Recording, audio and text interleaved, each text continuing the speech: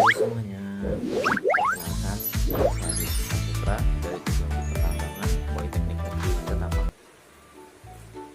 Saya akan mempresentasikan tentang sejarah bahasa Indonesia. Tahu nggak sih, bahasa Indonesia itu dulu belum ada loh. Iya, belum ada. Bahasa dulu atau bahasa nenek moyang kita adalah bahasa Melayu. Sebelum mengenal bahasa Indonesia, orang Nusantara mengenalnya dengan bahasa Melayu.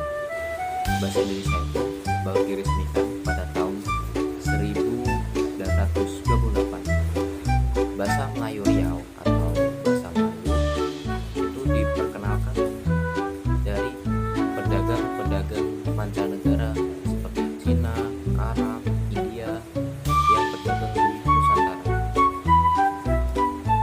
Para pedagang-pedagang itu mengenal bahasa Melayu Riau.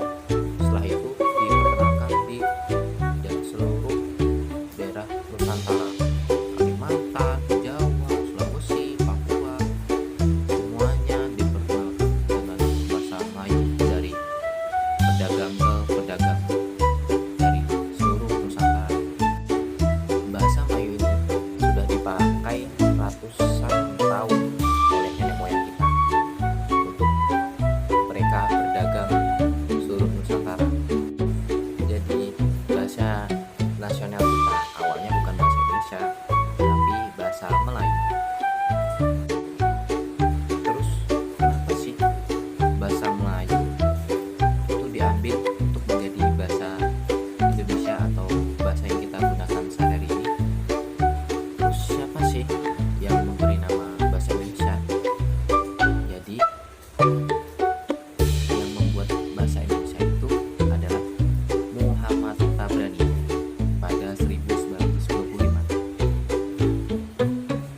Muhammad Tabrani itu berkeinginan dengan bahasa Indonesia ini kita dapat bersatu yang berbeda-beda dengan suku, beda budaya dan beda bahasa. Dengan bahasa Indonesia ini kita dapat bersatu dan dapat berkomunikasi antar bangsa kita sendiri, yaitu bangsa Indonesia. Terus kenapa sih harus bahasa Indonesia yang dipilih? Kenapa tidak bahasa Jawa, bahasa Dayak, kenapa harus bahasa Melayu? Jadi bahasa Melayu itu adalah bahasa yang tidak ada tingkatannya. Anggap aja kayak di bahasa Jawa ada krama inggil dan krama halus. Di Melayu itu bahasanya setara, tidak ada tingkatan.